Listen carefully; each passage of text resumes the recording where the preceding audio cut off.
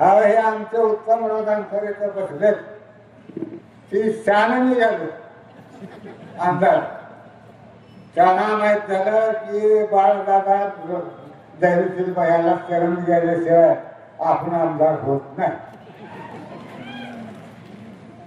ते दोघं आले माझ्याकडे भया उत्तमराव. आता उत्तमराव तर आमची दोस्ती किती होती मागच्या मला तुम्हाला माहिती सांग.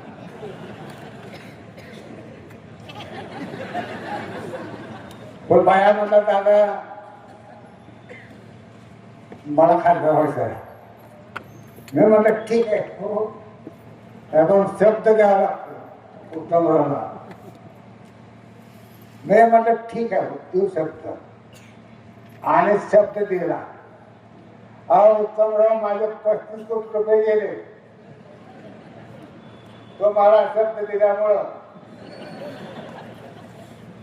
निवडणूक लागायच्या आधी मागची निवडणूक लागायच्या आधी आम्हाला रामभाऊ मला नाव होता दादा आम्ही तुम्हाला 35 कोटी रुपये देतो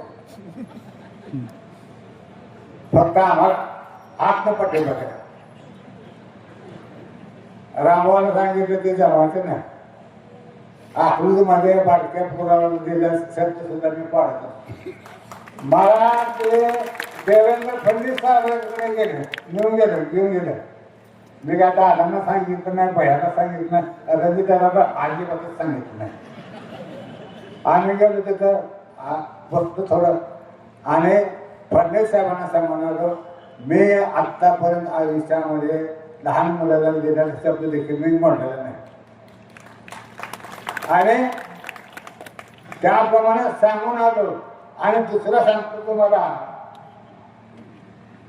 मतदानाच्या आधी 4 दिवस फोन आला दादा मी तुम्हाला 50 कोटी रुपये देतो फक्त तुम्ही सांग करा. 50 कोटीवर पाणी पडले माझ्या. पण हे झालं की तुमच्यासारखा आमदारांना मिळाला पाहणारा. धन्यवाद. पण हे विसरू नका माझ्या 50 कोटी तुम्ही द्यायचे मला. राम सातपुते मी सांगितलं होतं अरे रामा तू जाऊ नको सोलापूरला तू निवडून येणार नाही. तू निवडून येणार नाही का तर ह्या सोलापूर जिल्ह्यामध्ये दादांना म्हणणारा तुझ्या मतदारसंघामध्ये 80,000 मतदारसंघ आहे. 80,000 मत आहेत. दादा एक तरी चक्कर मारली की 80,000 मत तुझे बरोबर. परत मार्चला सांगितलं रामभाऊ उभा राहून तू बाबा तुला निवडून येणार नाही. आता त्याला श्रीकृष्णाचं कंस मामाचं डोळ्याचं स्वप्नात सारखं श्रीकृष्ण देत होता तसं ते रामा सातपुतेच्या डोळ्या टप्प्यात मी आणि भाई आहे. रामा सातपुते विसरला की 19च्या सालामध्ये जेव्हा तू आमदार राहा त्या अकलूज परिसरानं 19,000चं दीड दिलं म्हणून तो आमदार झाला. हे आमचं 8,000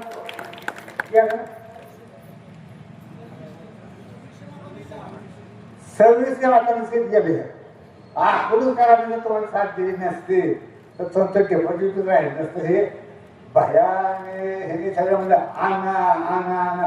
मी म्हणून तुझा अकलूज म्हणता आपण एखादं मिळतो करू.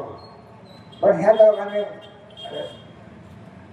आता एक काय की त्या निवडणुकीमध्ये मला विश्वास आहे दादा की 26 नगरसेवक आणि नगराध्यक्ष हे 100% निवडून येणार आहे. नुसतं निवडून येणार म्हणून चालणार नाही.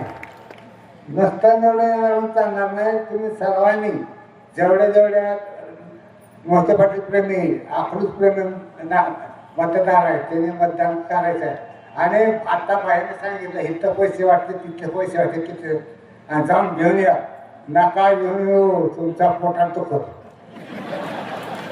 नका येऊ तुमचं पोटात दुखत तुमच्या हातामुळे हात ओढला. हे असल्या पापाचा पैसा कधी टिकून राहत नाही. पण निश्चितपणे मला खात्री आहे आपुलत्या नागरिकांच्या बद्दल की त्यांना फक्त ज्या मोठे पाटलांचं संकट काय आता दिसलं की खंबीरपणे ढाल करून असेल भाजपसाठी तानाजी साखर काय नाही खाले नाही तर पुढे खावं तर माग होत आहे नाही मग काय करायचं वाजवायची